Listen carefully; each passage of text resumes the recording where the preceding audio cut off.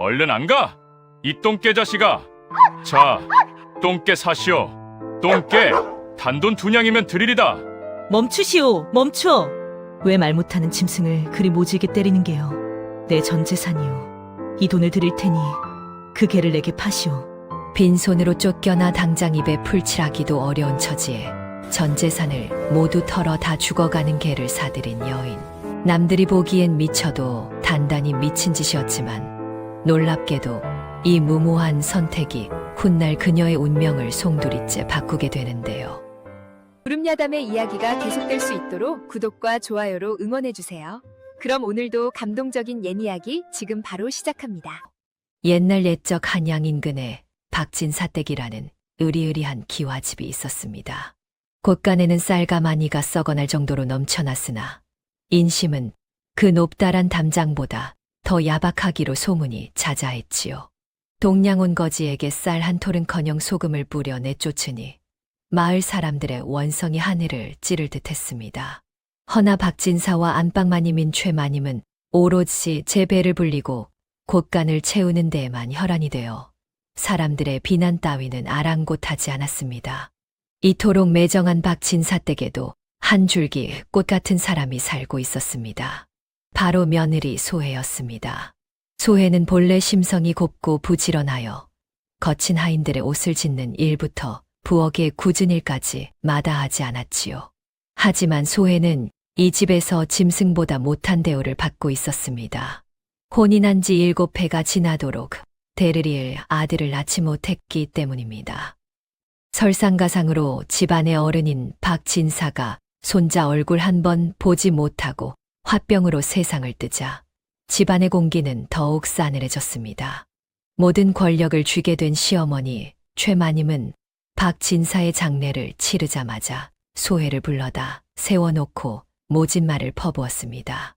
영감마님께서 눈도 못 감고 가신 게 다 누구 탓인지 아느냐? 태를 끊어놓은 내년 탓이다. 밥만 축내는 식충이가 따로 없어. 소혜는 시어머니의 독설이 비수처럼 가슴에 꽂힐 때마다 고개를 푹 숙이고 입술을 깨물었습니다. 남편인 박서방이라도 편을 들어주면 좋으련만 그는 아버지가 죽자 어머니의 치마폭에 더욱 깊이 숨어버렸습니다. 여보, 어머니 말씀이 틀린 것도 아니잖소. 아버님 볼 면목이 없어서 원. 남편의 차가운 한마디는 소혜의 가슴을 더욱 시리게 만들었습니다. 그녀는 죄인 아닌 죄인이 되어 숨소리조차 크게 내지 못하고 하루하루를 죽은 듯이 살아야만 했습니다. 그러던 어느 해에 살을 애는 듯한 칼바람이 불어오던 한겨울이었습니다. 최마님은 아침 일찍부터 소혜를 안방으로 불렀습니다. 방 안은 화로 덕에 훈훈했지만 최마님의 눈빛은 바깥 날씨보다 더 차갑게 빛나고 있었습니다. 네가 이 집에 들어온 지 벌써 7해다. 더는 두고 볼 수가 없구나. 최마님의 목소리는 단호했습니다.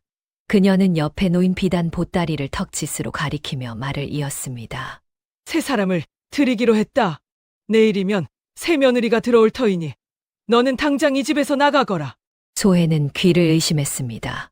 청천벽력 같은 소리에 다리가 후들거려 서 있을 수조차 없었습니다. 제발 한 번만 용서해 주십시오. 갈 곳 없는 제가 이 엄동설 안에 어디로 가란 말씀입니까? 소혜는 바닥에 납작 엎드려 애원했습니다. 이마가 방바닥에 찢도록 빌고 또 빌었습니다. 하지만 최마님은 눈 하나 깜짝하지 않았습니다. 시끄럽다. 칠거지약을 범한 주제의 말이 많구나. 내 짐은 대문 밖에 내다 놓았으니 썩 꺼지거라. 결국 소혜는 하인들의 손에 이끌려 짐짝처럼 대문 밖으로 내동댕이 쳐졌습니다. 굳게 닫힌 대문 뒤로 최마님의 표독스러운 웃음소리가 들려오는 듯했습니다.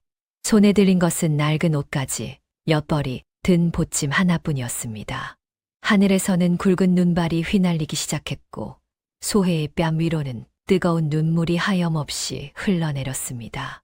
소혜는 정처 없이 길을 걸었습니다.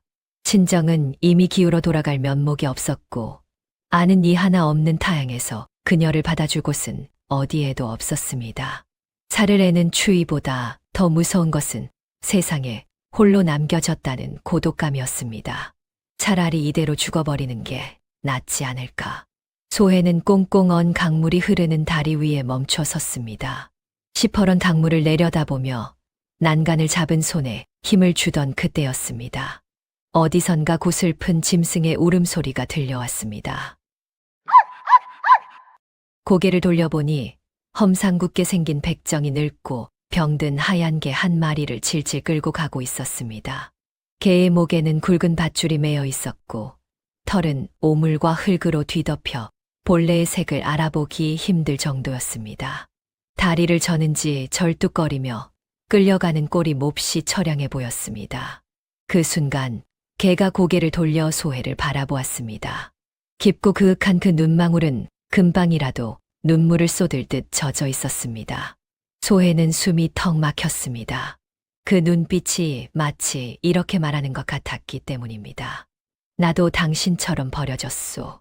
우리네 팔자가 어찌 이리 똑같소. 죽음을 결심했던 소해의 마음속에서 알 수 없는 연민이 솟구쳤습니다. 칠거지하게 죄인으로 쫓겨난 자신이나 늙고 병들어 도살장으로 끌려가는 저 개나 다를 바가 무엇이겠습니까? 소해는 홀린 듯 백정에게 다가갔습니다. 이보시오, 멈추시오. 소해의 다급한 외침에 백정이 걸음을 멈추고 힐끗 뒤를 돌아보았습니다. 웬 미친년이 남의 장사를 방해하는 거야? 썩 비키지 못해? 백정은 험악한 인상을 쓰며 밧줄을 거칠게 잡아당겼습니다. 개는 고통스러운 신음을 흘리며 바닥에 나뒹굴었습니다. 그 모습을 본 소해는 가슴이 미어지는 듯 했습니다. 그녀는 떨리는 손으로 품속 깊이 넣어두었던 전 재산을 꺼냈습니다. 쫓겨날 때 챙겨온 엽전 2냥이 전부였습니다. 이 돈을 드릴 테니 그 개를 제게 주시오. 백정은 소해가 내민 엽전을 보고 눈이 휘둥그레졌습니다. 늙어서 가죽값도 안 나올 동개를 2냥이나 주고 사겠다니 제정신이 아닌 게 분명해 보였습니다. 허허, 이거 참 별 희한한 일도 다 있구만. 돈이 썩어 나나 보지. 백정은 낄낄거리며 엽전을 낚아채고는 밧줄을 소해에게 던져주었습니다. 백정이 콧노래를 부르며 멀어진 뒤 소해는 차가운 눈바닥에 주저앉아 개를 끌어안았습니다. 오물 냄새가 진동하고 갈비뼈가 앙상했으나 그녀에게는 더럽게 느껴지지 않았습니다. 오히려 그 깡마른 몸에서 전해지는 미약한 온기가 얼어붙은 소해의 마음을 녹여주었습니다. 소해는 품에 안긴 개의 눈을 가만히 들여다보았습니다. 흙투성이가 되어 꼴은 험했지만 그 깊은 눈망울만큼은 어느 짐승보다 맑고 깨끗해 보였습니다. 소해는 젖은 옷소매로 개의 눈가에 낀 눈곱을 떼어주며 나직이 말을 건넸습니다. 이제 너와 나는 한 식구가 되었다. 헌데 식구를 그저 개라고 부를 수는 없지 않느냐. 소해는 잠시 고민하더니 개의 머리를 부드럽게 쓰다듬으며 입을 열었습니다. 비록 지금은 진흙탕을 굴러 잿빛이 되었으나 본래는 눈처럼 하얀 아이였을 테지. 그래, 백구가 좋겠구나. 앞으로 희고 깨끗하게 그리고 귀하게 살라는 뜻으로 백구라 부르마. 소해의 말을 알아듣기라도 한 것일까요? 축 늘어져 있던 개가 힘겹게 고개를 들어 소해의 손등을 핥으며 꼬리를 툭 바닥에 쳤습니다. 그것은 마치 고맙습니다, 마님 하고 대답하는 것만 같았습니다. 그래, 백구야. 우리 둘이 의지하며 살아보자꾸나. 소해의 눈물방울이 백구의 머리 위로 뚝뚝 떨어졌습니다. 세상 사람들은 어리석다 손가락질할지 모르나 그것은 훗날 소해의 운명을 뒤바꿀 위대한 선택이자 영물 백구가 세상에 다시 태어나는 순간이었습니다. 소해와 백구는 사람들의 발길이 닿지 않는 깊은 산속까지 흘러 들어갔습니다. 그곳에는 10년은 좋게 비어 있었을 법한 다 쓰러져가는 초가삼간이 한 채 덩그러니 놓여 있었습니다. 마을 사람들은 그곳을 도깨비가 춤추는 흉가라 부르며 얼씬도 하지 않았으나 당장 잘 곳이 없는 두 생명에게는 감지덕지한 보금자리였습니다. 소해는 삭정이를 주워 군부를 떼고 냇가에서 물을 길어 묵은 먼지를 닦아냈습니다. 먹을 것이라곤 산에서 캔 칡뿌리와 나무 껍질뿐인 날들이 이어졌습니다. 하지만 소해는 제 배가 골터라도 죽을 수면 언제나 윗물을 떠 백구에게 먼저 내어주었습니다. 백구야, 많이 먹거라. 너라도 살아야 나도 살지 않겠느냐. 뼈만 앙상했던 백구는 소해의 정성을 아는지 밥그릇을 싹싹 비우고는 꼬리를 살랑이며 그녀의 곁을 지켰습니다. 밤이면 산짐승 울음소리가 으스스하게 들려왔지만 따뜻한 백구의 체온이 등에 닿으면 소해는 두려움을 잊고 잠들 수 있었습니다. 비록 몸은 고됐으나 마음만은 박진사 댁의 비단 금침 위보다 편안했습니다. 짐승이라도 마음을 나누니 사람보다 낫다는 것을 그녀는 뼈저리게 느끼고 있었지요. 그러던 어느 날 밤이었습니다. 하늘에 구멍이라도 난 듯 장대비가 쏟아지고 천둥 번개가 산천을 뒤흔들었습니다. 낡은 초가집은 금방이라도 날아갈 듯 삐걱거렸고 빗물은 천장에서 줄줄 새어 들어왔습니다. 소해는 방구석에 웅크리고 앉아 두려움에 떨고 있었습니다. 그때였습니다. 얌전하던 백구가 갑자기 벌떡 일어나 문 밖을 향해 짖기 시작했습니다. 평소의 순한 짖음이 아니었습니다. 마치 무언가를 경고하는 듯 날카롭고 다급한 소리였습니다. 놀란 소해가 백구를 진정시키려 다가갔다가 그만 뒤로 주저앉고 말았습니다. 어둠 속에서 번뜩이는 백구의 두 눈이 시퍼런 도깨비불처럼 푸른 안광을 뿜어내고 있었기 때문입니다. 백구야, 내 눈이 어찌 이러느냐? 백구는 대답 대신 소해의 치맛자락을 물고 거세게 문 쪽으로 끌어당겼습니다. 밖으로 나가자는 신호가 분명했습니다. 이 비바람 속에 어딜 가자는 거니? 위험하다. 하지만 백구는 요지부동이었습니다. 마치 지금 당장 나가지 않으면 큰일이라도 날 것처럼 백구는 으르렁거리는 소리까지 내며 소해를 재촉했습니다. 소해는 짐승에게서 느껴지는 알 수 없는 영험한 기운에 압도되어 홀린 듯 자리에서 일어날 수밖에 없었습니다. 한치 앞도 분간할 수 없는 칠 같은 어둠 속에서 오직 백구의 푸른 안광만이 길잡이가 되어 주었습니다. 백구는 절뚝거리는 다리로도 멈추지 않고 산비탈을 기어 올랐습니다. 백구야, 같이 가자. 제발 천천히 좀 가자꾸나. 소해는 진흙탕에 미끄러지고 나뭇가지에 긁히며 백구의 뒤를 쫓았습니다. 신발은 진작에 벗겨졌고 옷은 흙투성이가 되었지요. 숨이 턱 끝까지 차올랐지만 백구는 멈출 기색이 없었습니다. 그들이 도착한 곳은 산 중턱에 깎아지른 듯한 절벽 아래였습니다. 비를 피할 처마 하나 없는 허허벌판이었습니다. 대체 왜 이런 곳으로 나를 이끌었을까? 소해는 원망스러운 눈으로 백구를 바라보았지만 백구는 그저 젖은 몸으로 소해의 품을 파고들 뿐이었습니다. 할 수 없이 소해는 백구를 끌어안고 쏟아지는 비를 온몸으로 맞으며 밤을 지새웠습니다.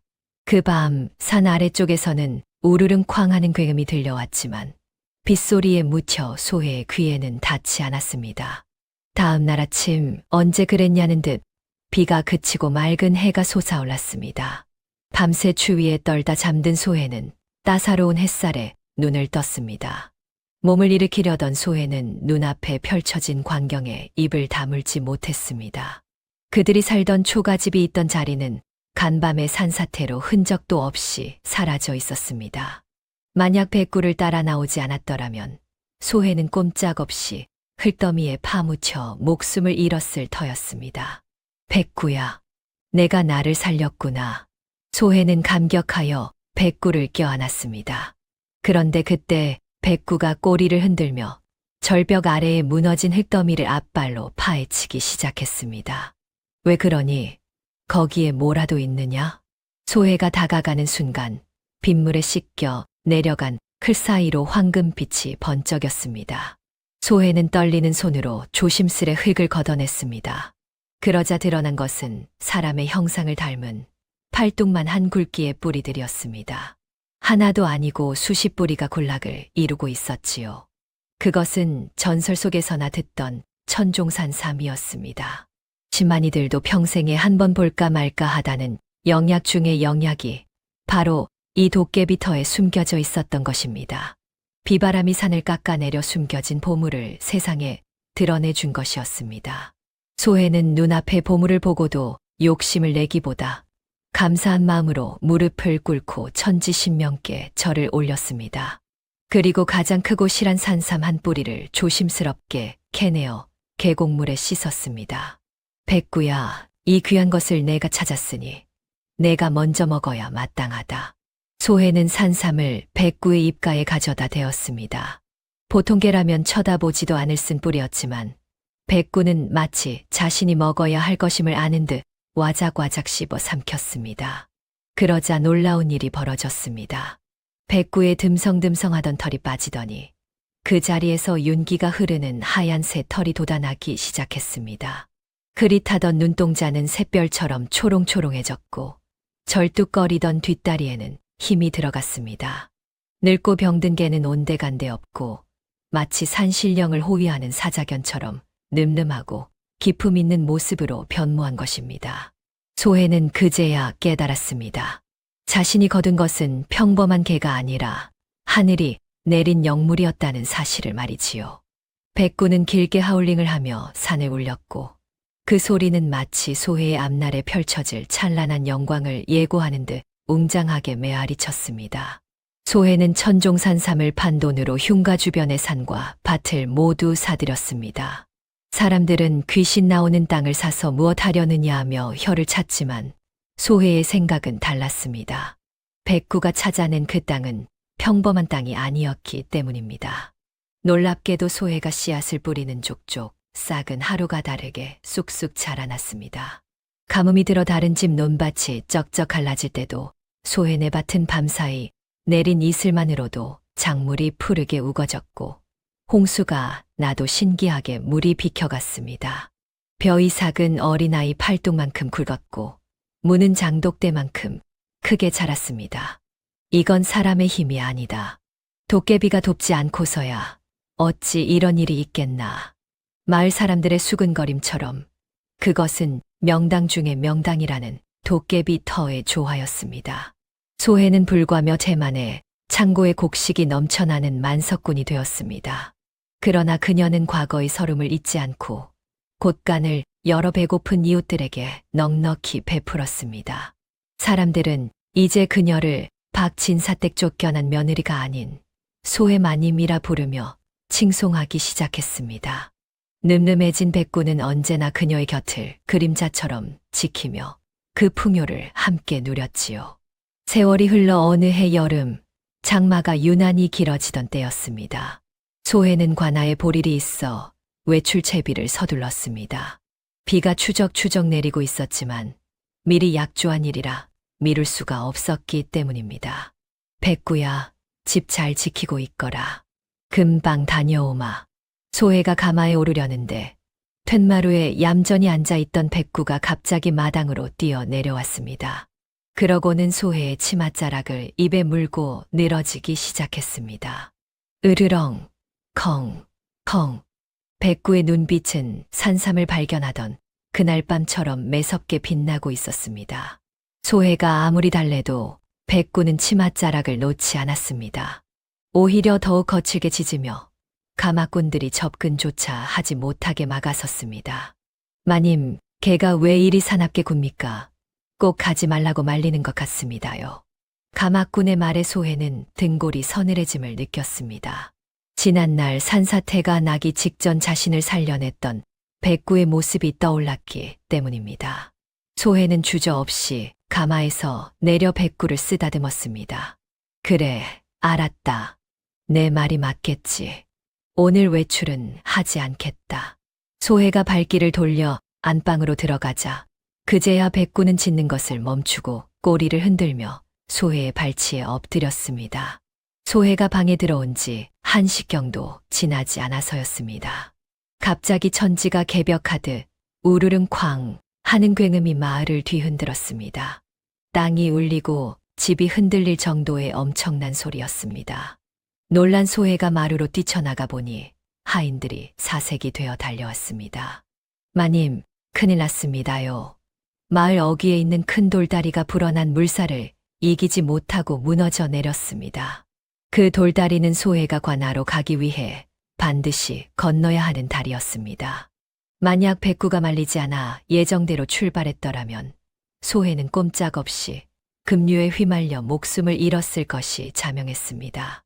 소해는 다리에 힘이 풀려 주저앉고 말았습니다. 곁에 있던 백구를 와락 끌어앉아 백구는 듬직하게 소해의 품을 받아주었습니다. 백구야, 내가 또 나를 살렸구나. 너는 하늘이 내게 보내준 수호신이 분명하구나.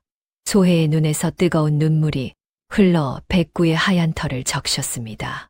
짐승이지만 앞날을 내다보는 영물 백구 덕분에 소해는 또 한 번 죽음의 위기에서 벗어날 수 있었습니다.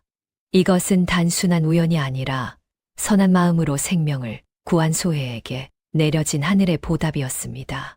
한편 소해를 쫓아낸 박진사댁의 상황은 정반대로 흘러가고 있었습니다. 최마님은 소해를 내쫓고 들인 새 며느리, 즉 소실에게 푹 빠져 정신을 차리지 못했습니다. 여우 같은 눈웃음이 매력적인 소실은 들어온 지 1년 만에 떡두꺼비 같은 아들을 낳아 최마님의 기쁨을 샀습니다. 오냐 오냐, 내가 우리 집안의 복덩이로구나. 칠거지약을 범한 전처와는 차원이 달라. 최마님은 손자를 안고 어쩔 줄 몰라 했습니다. 소실은 그 틈을 타 교태 섞인 목소리로 최마님을 구슬렸습니다. 어머님, 이제 손주도 보셨으니 집안 재산 관리도 좀 더 확실히 하셔야지요. 서방님은 바깥일에 어두우시니 제가 어머님을 도와 집안 살림을 불려보겠습니다. 곳간 열쇠와 인장함 도장을 잠시 제게 맡겨주시면 안 될까요? 평소 같으면 어림도 없을 소리였지만 손자에게 눈이 먼 최마님은 판단력이 흐려져 있었습니다. 게다가 소실이 어찌나 싹싹하게 비위를 맞추는지 최마님은 그녀를 철석같이 믿어버리고 말았습니다. 그렇고 말고 우리 며느리가 일이 똑똑하니 내가 무슨 걱정이 있겠느냐. 자, 여기 있다. 최마님은 집안의 전 재산을 처분할 수 있는 인장함과 문서가 든 괴짝 열쇠를 덜컥 소실에게 넘겨주고 말았습니다. 그것이 호랑이 아가리의 머리를 들이미는 짓인 줄은 꿈에도 모른 채 말이지요. 인장함을 손에 쥔 소실의 눈빛이 싸늘하게 변했습니다. 그녀는 그날 밤 모두가 잠든 틈을 타 은밀히 내통하던 정부를 뒷문으로 불러들였습니다. 그는 험상궂은 인상의 사내로 인근 장터에서 악명 높은 투전판꾼이었습니다. 정말 이 도장이면 다 되는 거야? 그렇다니까요. 늙은 할망구가 손주놈한테 정신이 팔려 아무것도 몰라요. 이 집 문서랑 땅 문서 전부 다 챙겨왔어. 두 사람은 박진사댁의 집 문서와 논반 문서를 담보로 악랄하기로 소문난 장리꾼 고리대금업자들을 찾아갔습니다. 그리고 인장을 찍어주고는 상상도 못할 거액의 돈을 빌렸습니다. 다시 방으로 돌아온 소실은 잠든 아기를 내려다보며 비릿한 미소를 지었습니다. 이 핏덩이가 있어야 나중에라도 딴소리를 못하지. 게다가 이 집구석에 늙은이들 위로거리를 남겨줄 필요가 뭐 있겠어. 소실은 패물함과 현금은 물론 최마님이 목숨보다 귀하게 여기던 종손 아기까지 포대기에 싸서 업었습니다. 재물도 핏줄도 남김없이 싹쓸이한 것입니다. 새벽 딸기 울기도 전 칠흑 같은 어둠을 틈타 두 남녀는 아기를 업고 멀리 도망쳐 버렸습니다. 최마님이 눈을 떴을 때는 이미 집안의 모든 희망이 증발해버린 뒤였습니다. 박진사댁의 아침은 지옥도와 다름없었습니다. 해가 중천에 뜨기도 전에 험상궂은 장리꾼 고리대금업자 10수명이 몽둥이를 들고 대문을 부술듯 두드려댔습니다.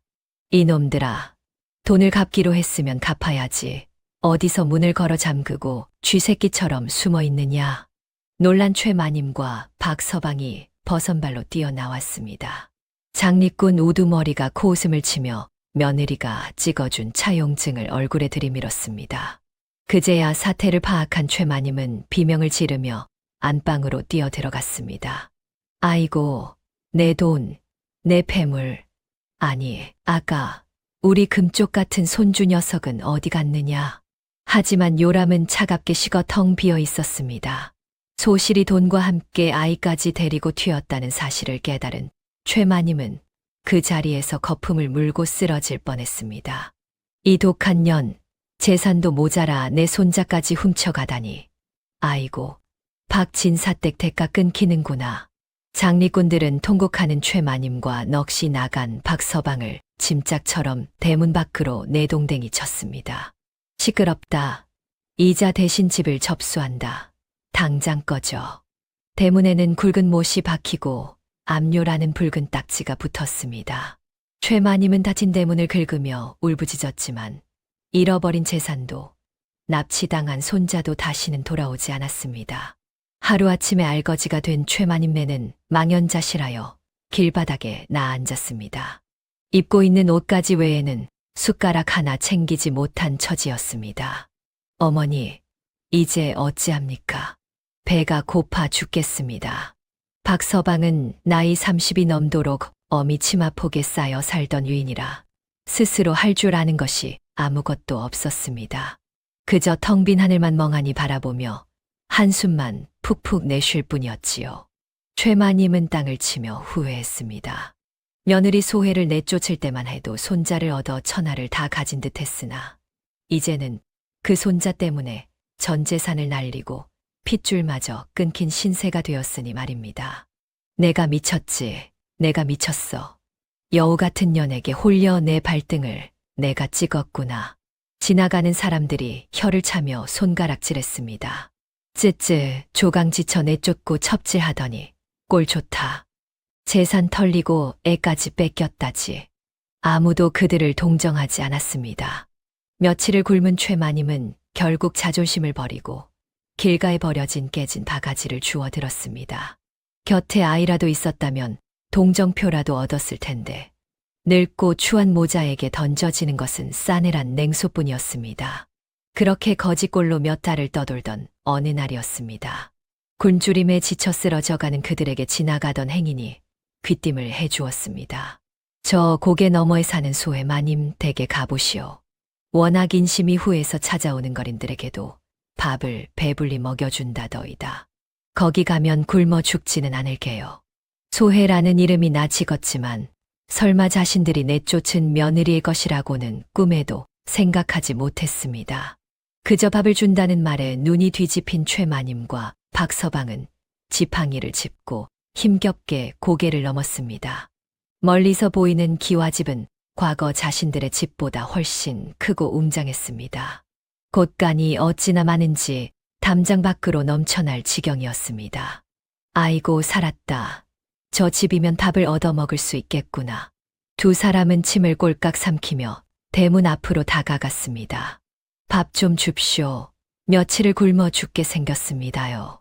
대문 밖에서 애걸복걸하는 목소리에 안채에 있던 소혜가 고개를 들었습니다. 익숙한 목소리였습니다. 소혜는 마루로 나가 대문 쪽을 바라보았습니다. 넝마 조각을 걸치고 때를 묻힌 채 엎드려 있는 두 사람. 바로 전 남편 박서방과 시어머니 최마님이었습니다. 소혜의 옆에 있던 백구가 낮게 으르렁거리며 털을 곤두세웠습니다. 소혜는 조용히 백구의 머리를 쓰다듬으며 진정시켰습니다. 그리고 하인을 불렀습니다. 여봐라. 저 거린들에게 밥을 내주어라. 네, 마님. 쌀밥에 국을 말아드릴까요? 아니다. 소혜의 눈빛이 차갑게 가라앉았습니다. 백구가 먹다 남긴 밥이 있지 않으냐. 그것을 저들이 들고 있는 깨진 바가지에 담아 주거라. 하인은 의아해했지만 마님의 명이니 따를 수밖에 없었습니다.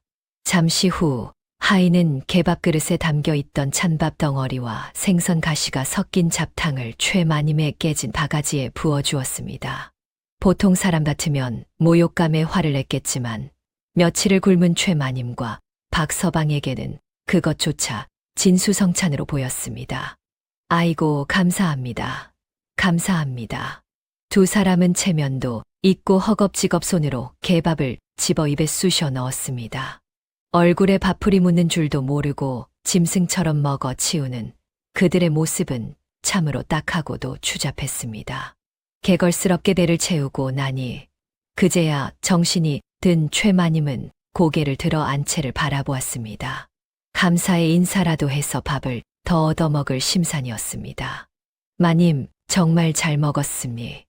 말을 잇던 최마님의 입이 쩍 벌어졌습니다. 마루 위 고운 비단옷을 입고 우아하게 앉아있는 여인. 그녀는 다름 아닌 자신이 엄동설 안에 내쫓은 며느리 소혜였습니다.